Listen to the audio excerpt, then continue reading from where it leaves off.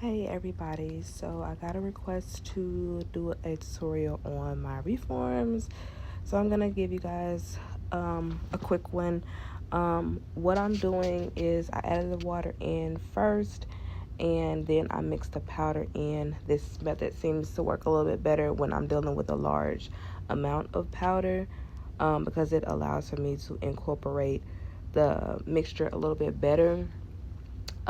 Right now it's a little bit thicker than what I wanted, so I added some more water and just mixed it all together, and then I made it too thin, so then I'm gonna go in and add some more powder.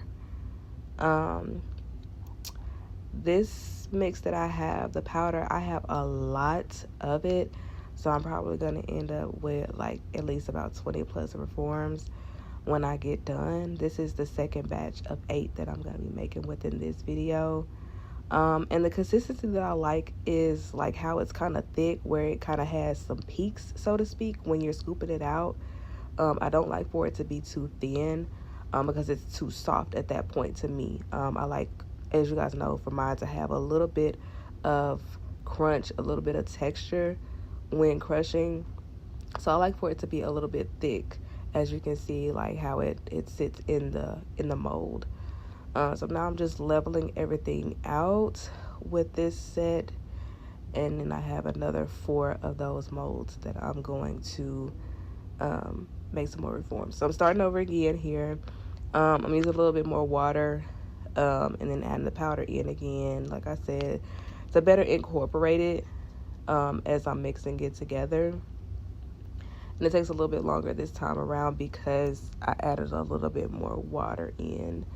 And that's pretty much it. There's not a whole lot to it in this case because I'm not adding any extra additives in it. This mix is already pretty dusty, so I don't want to add anything additional to it. Sometimes I like to add in some Comet, maybe some dish soap.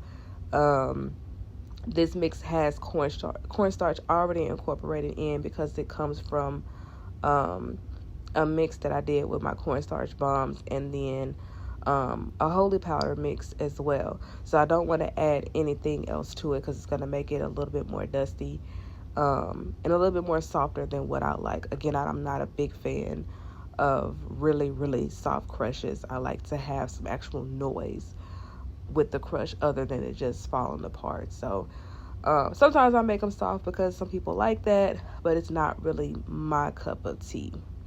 So I like for mine to have a little bit of give to them. And I want these to be really thick. And yeah, that is the end of, well, almost the end of these 4. I still have so much more of this powder left. Like I said, I'm going to end up with a lot of these reforms when I get done making all of these. So it's going to be a pretty lengthy crush. And there you have it. All 8 of those are done. Bye.